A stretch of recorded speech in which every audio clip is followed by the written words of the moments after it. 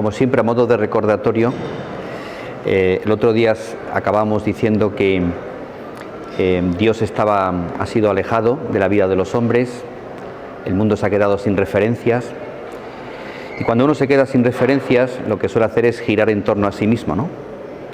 Hoy en clase decía, por ejemplo, que cuando no hay verdad en la vida de los hombres, el hombre se queda prisionero de su propio ego, o sea que al final lo que hace viene dictado por sus instintos, por sus escasos recursos, porque realmente no tiene la verdad por delante.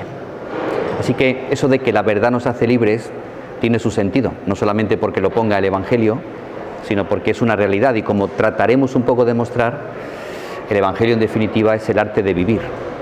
Por eso necesitamos la verdad, porque si no hay verdad, el hombre queda encerrado en sí mismo, en su pobreza, en su indigencia. Por tanto, un mundo así es un mundo que gira completamente alocado, es un mundo que improvisa. Cuando voy poniendo estos calificativos, no lo digo simplemente para que uno se vaya como encogiendo y decir, bueno, pues menuda me ha caído, ¿no?, vivir en este mundo. Lo digo porque al final siempre tendremos que decir que el cristianismo aporta soluciones. El cristianismo tiene la llave que permite abrirse y que permite el conocimiento de esta verdad y, por tanto, vivir como seres humanos, ¿no?, que es lo que somos cada uno de nosotros. Porque, insisto, lo recordábamos el otro día, lo importante es saber lo que es el hombre. Lo de Dios ya vendrá después. Lo importante es saber lo que es el hombre. Lo que hay que hacer es preocuparse por el hombre, porque precisamente ahora mismo es el ser más descuidado, es el ser que no se tiene en la cabeza. Se tienen en cuenta sus éxitos, su supervivencia, sus triunfos, pero exactamente qué es el hombre, qué necesita el hombre, se desconoce, precisamente porque no hay como una referencia. Esas grandes preguntas que a veces quizá a lo mejor nosotros no nos hemos hecho porque quizá la vida nos ha sonreído, pero esas preguntas eternas de siempre, de dónde vengo, a dónde voy, quién soy, respondían a lo que el otro día decíamos sobre la estructura trinitaria del hombre. El hombre sin padre, sin genealogía, sin familia, no sabe quién es. Por eso, ante la pregunta ¿quién soy, de dónde vengo?, no obtiene respuesta, porque la naturaleza no puede responder a esa pregunta que el hombre se hace desde lo profundo de su corazón. Mamá, ¿quién soy? Papá, ¿quién soy? Ahí tenemos la respuesta siempre, en un padre, en una familia. Cuando el hombre no tiene familia de origen, porque Dios ha sido eliminado, pues entonces no hay respuesta. Después decíamos, Jesucristo da a conocer al hombre como es, pero Jesucristo ha sido eliminado, por tanto, ese quién soy tampoco viene respondido. Y finalmente, ¿hacia dónde me dirijo? Falta el Espíritu, ese Espíritu Santo que nos hace soñar, reflexionar, aspirar. Cuando no está el Espíritu, el hombre tiene ese espíritu propio que se curva sobre sí mismo y carece de horizontes. O sea que esto realmente, como vemos, se puede asimilar perfectamente. O sea, la doctrina cristiana revelada por Dios no es algo extraño, algo que chirría dentro de nosotros, sino que se adecúa perfectamente a nuestra realidad. Claro que uno puede decir, bueno, yo se lo puedo demostrar de alguna manera según el sistema hegeliano. Muy bien, yo lo único que pido es que si uno lo hace así, después lo confronte con la realidad, nada más. Y después sea sincero. No vaya a ser que en la posmodernidad, en la época en la que estamos, hay muchas actitudes, talantes, nos acordamos todos del talante que ha desaparecido, pero talantes, pero fundamento no hay. O sea, la posmodernidad siempre tiene muchos postulados, pero más bien obedece a un talante, a una actitud y no a un razonamiento.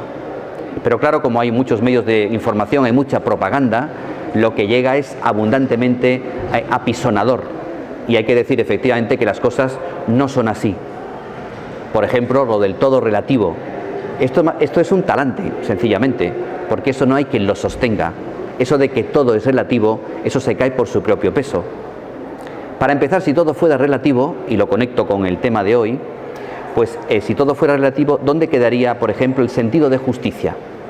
Algo que a todos nosotros nos afecta constantemente.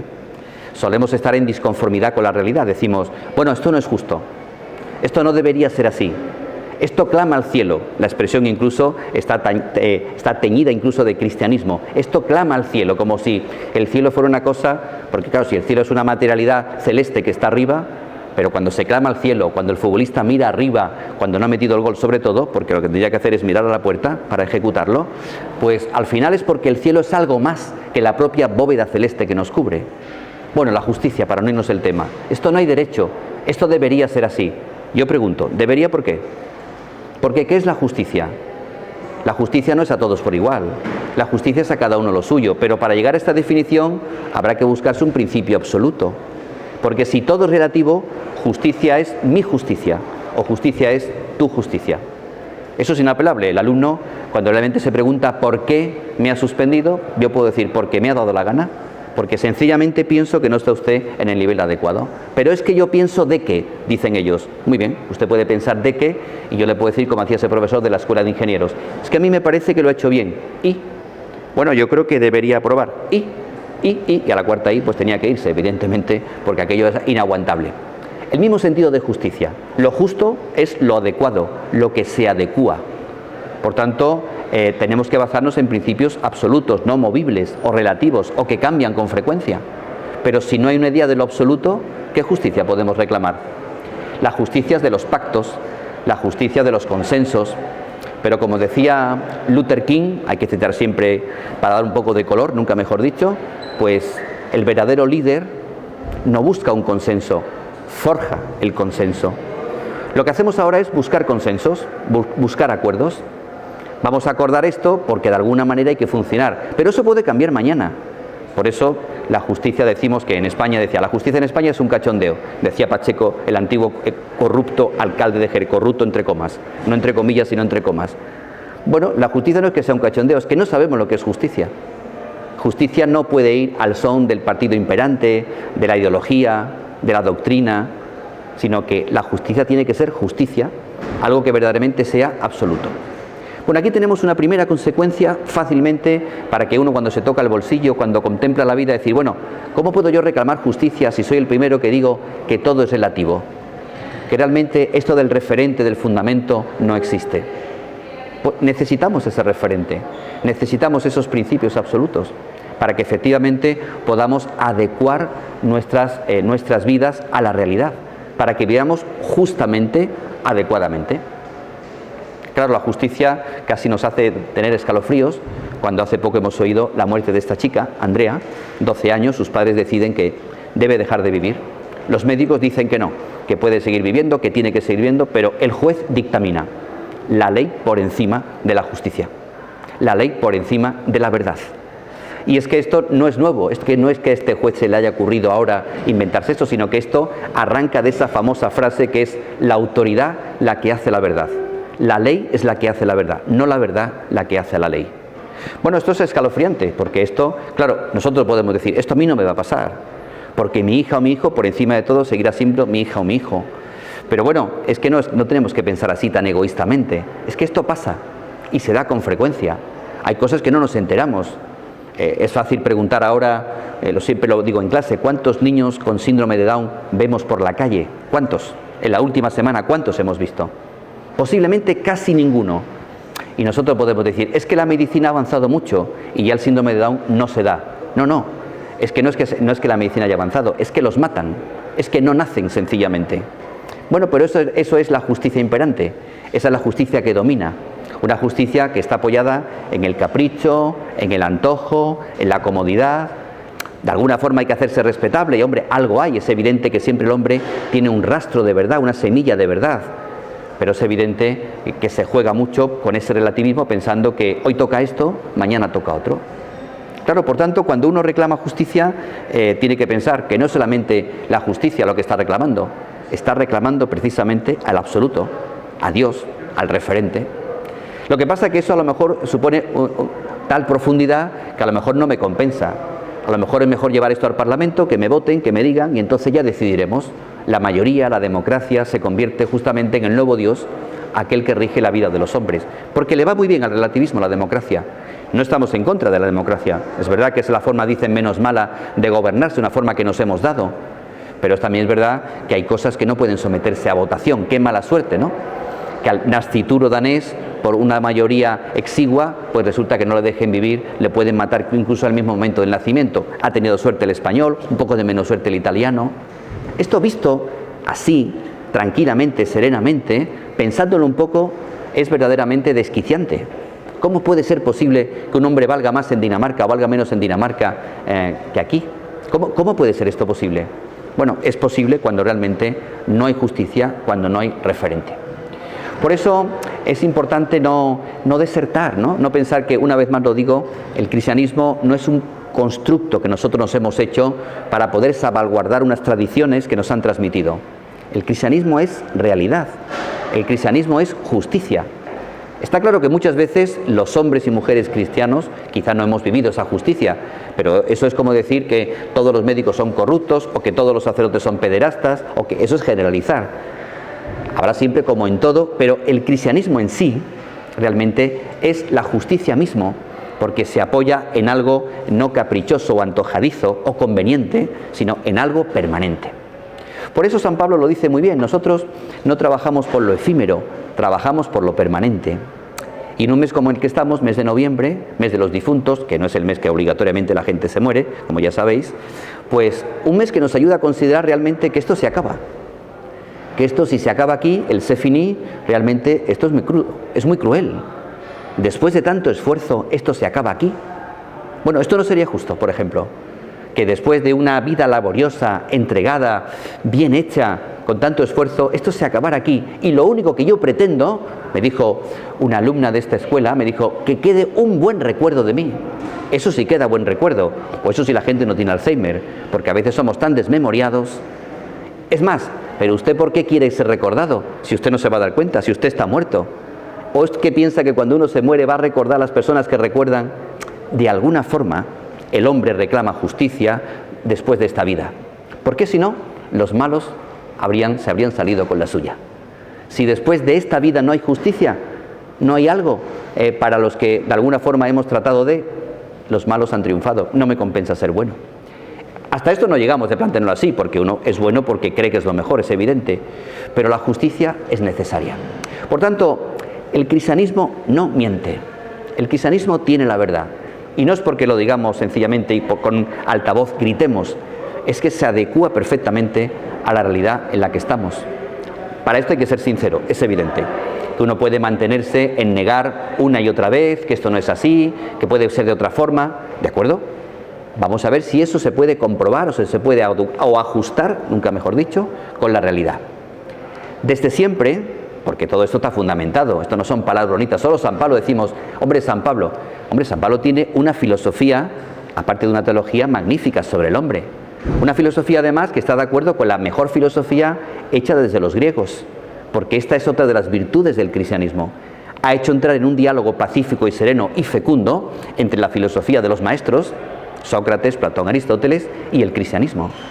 No ha habido ningún tipo de incompatibilidad, no ha habido ningún tipo de pelea. Luego, esto es un anuncio, una publicidad gratuita de que el cristianismo, la fe, puede entrar en perfecto diálogo con la razón. Para que nadie se lleve engaño, para que no pensemos que aquí hay una disputa, que aquí la razón se pelea con la fe y entonces, como vivimos en un mundo de racionalidad, por tanto la fe no tiene cabida. Porque la fe es un conocimiento ciego, es un conocimiento tonto, es un conocimiento para ilusionados o ilusionistas o iluminados. No. La fe primero va por delante, nos aporta un conocimiento y además de darnos un conocimiento ya transforma algo en nuestras vidas. Es performativa, como se dice ahora. No solamente nos anuncia lo que son las cosas, sino también ya nos dispone de alguna manera, nos transforma. Esa fe necesariamente tiene que entrar en diálogo con la razón. ¿Por qué? Porque fe y razón son dos instrumentos que Dios nos ha dado para subir, para elevarse hacia Él. No son dos cosas distintas. Son dos cosas distintas, sí, pero forman parte del mismo ser. Por tanto, aquel que solo se queda con la razón, ese es el loco. El loco no es el que pierde la razón, es el que se queda solo con la razón, porque solamente ve racionalidad y porque solo lo que alcanza su racionalidad es lo que admite como algo verdaderamente real. Pero se equivoca, porque hay muchas cosas realmente a las que la razón no llega, sobre todo porque ni se lo plantea. Atrévete a pensar. Uno se atreve a pensar cuando la fe le propone. Cuando realmente lo que nos rodea es lo único que existe según la razón se queda simplemente sobreviviendo en el mejor sentido de la palabra. Por tanto, el diálogo fecundo, eso ha sido querido por Dios, claramente. Por eso, pero claro, los primeros filósofos sobre la igualdad de las personas no entienden. Por ejemplo, Aristóteles dice que la mujer es un varón defectuoso. Aristóteles, es un tío interesante, pero en fin, aquí se equivocó bastante bien, como pueden algunos comprobar, ¿no? Algunos, otros dirían que qué razón tiene, pero en fin, esos son los de siempre, los que hay que sacarles pancarta, que no te enteras Contreras, ¿no? Bien, por supuesto, sobre un fundamento del universo, un Dios personal, la igualdad, no, esto no lo pillan ellos, el sentido del mal, del dolor, de la vida, no lo pillan. Pero sí que es verdad que se producen grandes avances sobre los contenidos, los conceptos, sobre la naturaleza, sobre la materia, sobre la persona. Pero claro, estas cosas no las pillan. Ellos establecen las bases. Saben que quizás a lo mejor el motor inmóvil, pero claro, un motor inmóvil, eso nunca es un Dios personal, como el que el cristianismo propone. Esto entra en fecundo diálogo. San Agustín, Santo Tomás, y de alguna manera esa filosofía pagana queda bautizada e incorporada justamente a la vida del ser humano. Por tanto, es una falacia, es un engaño que no, es que hay incompatibilidades, en absoluto. Los primeros ya intuyeron que lógicamente había un ser absoluto, un principio. No se les ocurre decir sencillamente, incluso Sócrates, al cual siempre se le aplica la frase de yo solo sé que no sé nada, no es que no supiera nada, no sé nada de lo esencial, dice Sócrates, de aquello que realmente me es velado, no sé nada, pero sé que está ahí. Solo sé que no sé nada. No es simplemente una frase para quedarse tranquilo o para desertar o resignarse, sino solo sé que de eso, de lo esencial, no sé nada. Bueno, pues a partir de Sócrates nosotros entramos en ese diálogo fecundo con la filosofía. Así que no es que el cristianismo no sea dialogante, no es que el cristianismo vaya por delante, sí, la fe va por delante, pero la fe necesita la razón. ¿Por qué? Porque la fe sin razón es superstición. Y eso es lo peor que hay. Una persona, la fe busca entender. Fidens quaerens intellectum, dice San Agustín. La fe busca el entendimiento, el intelecto, busca. La fe no puede rechazar la razón. La fe no puede decir, a mí que no me toquen, porque yo no quiero entrar en diálogo con la razón, porque me va a poder. No, si son dos instrumentos que se necesitan. Así que ningún miedo en nosotros para poder razonar, para poder entrar en diálogo, vamos a decirlo así, con los demás o los que razonan. Pero oiga, yo levanto la mano, yo también razono. No crea usted que yo tengo esa fe del carbonero que he recibido por tradición y sencillamente la acepto. Yo esta fe la pienso, la fe tiene que estar pensada. Porque si la fe no está pensada, realmente, en fin, no me meto con otras personas, pero es evidente que si no la piensa, aquello puede quedar en un pietismo, en una forma de vivir la vida afectadamente, haciendo cosas sin sentido, o cosas tradicionales, o prácticas de piedad que uno dice, bueno, ¿para qué me sirve esta persona que reza tanto si después? O puede quedar sencillamente en una superstición. Voy porque si no voy, no me quedo tranquilo, hago porque si no hago. La fe nos marcaba, como decíamos el otro día, un estilo que permite precisamente admitir a la razón en ese diálogo, porque lo veo como necesidad. En su naturaleza, la fe tiene el diálogo, y el diálogo con la razón. También la razón necesita de la fe, ojo, porque la razón solicita un sentido. La razón es como el coche no viaja solo, él necesita a alguien que le guíe, que le lleve. No existe el coche automático, pero en cualquier caso, si es automático, él no se dirige solo, alguien le tiene que indicar la dirección, aunque sea el GPS. La fe nos dice hacia dónde tenemos que llegar, y la razón va llegando. Por eso, a partir del cristianismo, la fe se convierte en servidora, la filosofía se convierte en servidora de la teología. La filosofía se convierte en servidora también de la persona, porque es necesario saber lo que es la persona. Y puede llegar, ¿no? Es verdad que la filosofía puede llegar a un descubrimiento, pero hasta unos límites. En su ayuda, lógicamente, viene la fe para decirle que esto, tal como ustedes lo han visto, es así, y además con esas aspiraciones, con ese ver la realidad como es ella en sí misma. Por tanto, una vez más, ¿no? Hay que subrayar, el cristianismo no es algo diferente, no es algo raro a la realidad o extraño, por mucho que algunos se empeñen realmente en defender la postura contraria o se empeñen en arrinconarnos. Lo que pasa es que molesta que personas, a lo mejor, siempre me dicen lo mismo de mí, pero en fin, que soy muy seguro en las afirmaciones, ¿no? Es que claro, a usted no se le puede rebatir. No se me puede rebatir porque después de una hora hablando me tienes que rebatir al menos con otra hora, no decir no estoy de acuerdo. Eso no me vale. En la sección que hubo del aborto que dio Joaquín Irala, que estuvo aquí Joaquín Irala, un alumno se atrevió a decir, Dice Joaquín, las estadísticas dicen que el 98% dice, yo no estoy de acuerdo. ¿Con qué? ¿Con quién no está de acuerdo? ¿Con las estadísticas? Mire, es estadística pura, es matemática pura. No, es que hoy no hay que estar de acuerdo con nada, porque eso es lo que impera. La posmodernidad, como decíamos el otro día, es la abolición de toda norma, de todo lo impuesto, de todo lo que suene mínimamente acategórico. Así que les he dicho hoy a los alumnos, mire, muchas veces solo hay una opción, y no por eso son menos libres. Por ejemplo, su opción ahora, después de la clase de antropología, es física. No hay otra opción. No, podrían no ir. No, eso no es una opción. Porque la verdad sobre ustedes es que tienen clase de física. Entonces yo quiero ir a clase de física porque quiero ser un buen alumno de primero. Cuando uno sabe la verdad sobre sí mismo, esto es un ejemplo muy tonto y corro el riesgo de quedarme aquí, no hay más opciones que ir a física. No hay más opciones. Y a pesar de tener una opción, como es la verdad, lógicamente eso nos hace libres. Bueno, esto dicho así, claro, esto es realmente, así no se puede, porque hay que dialogar. Pero mire, es que del diálogo no necesariamente sale la verdad, del consenso no necesariamente sale la verdad. O sea, porque uno aquí se somete a una serie de opiniones, las juntamos todas, hacemos así, lo ponemos en la Thermomix, que mi cuñada dice que eso es muy bueno, y sale todo, no por eso va a salir la verdad, sale un churro o un pastel de fresa, pero no la verdad. No, estamos todos de acuerdo, y, diríamos como el profesor de Tecnum, y el que estemos todos de acuerdo no quiere decir que el día que hace de hoy es un día impresionante. Esto quizás no. Bueno, por tanto, tenemos que tener como ese atrevimiento, porque la posmodernidad, ya les digo también, está agotada. Se ha quedado sin argumentos, sin ideas, porque el famoso progreso que prometían, el famoso mejoramiento del mundo, se ha quedado en nada. Entonces, aquí estamos nosotros los cristianos, no esperando, porque siempre hemos colaborado, hemos combatido, pero tenemos que ser más combativos. Tenemos que estar más presente, tenemos que ser más valiente, con la audacia de la fe. Porque lo que hay que dejar claro es que el Evangelio no es algo que se predica ahí 2 puertas más allá, que sirve para un grupo de gente que se caliente y dice, hombre, qué bien hablado, ¿cuánto nos sirve esto? El Evangelio no solamente se dirige al individuo, se dirige a la persona, se dirige a la sociedad, se dirige a la vida. ¿Por qué? Dice Ratzinger, antes de ser elegido Benedicto XVI, el Evangelio es el arte de vivir. Leer el Evangelio, meditar el Evangelio, sacaremos unas consecuencias verdaderamente vitales, maravillosas para poder vivir. No es una cosa, no es un libro. Ya saben que hay religiones del libro. Los musulmanes tienen la religión del libro, el Corán. Ese es el libro. Nosotros no tenemos libro.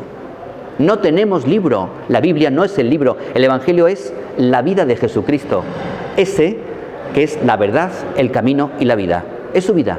Son cosas contadas puntualmente, acontecimientos de su vida que nos ayudan a la reflexión y al conocimiento. Pero no es un libro donde uno lee 1, 2, 3, 4, 5. No.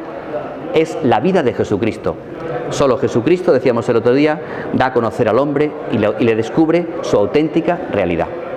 Así que un paso más en estas sesiones, para pensar una vez que estamos en el camino adecuado, realista, porque todo lo demás es inexplicable.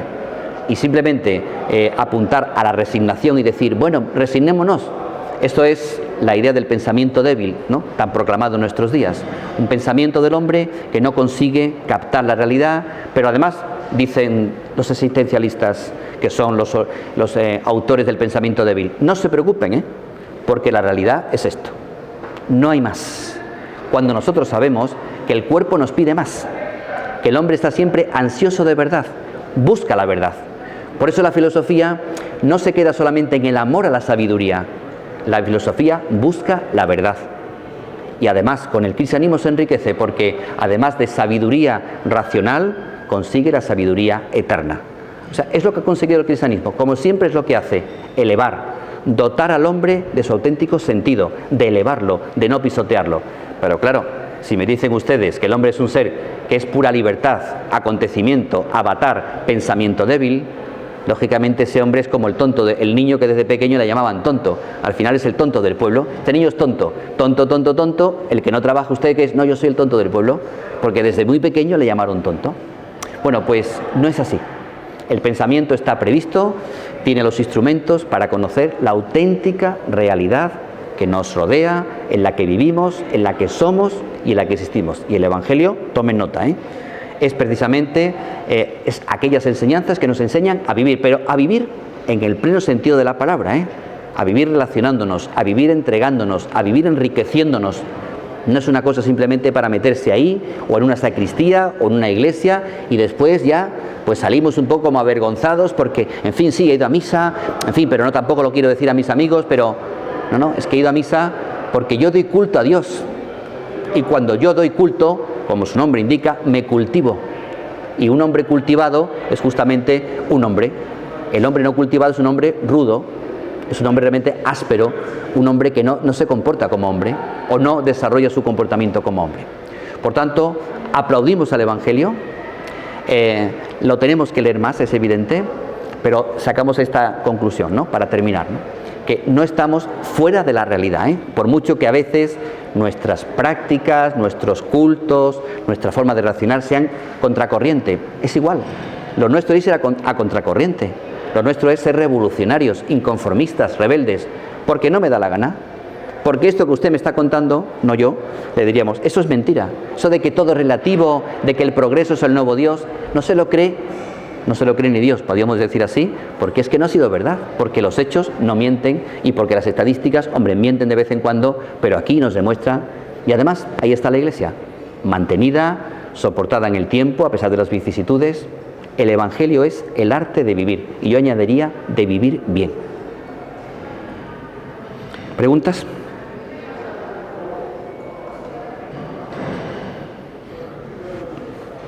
Apaga.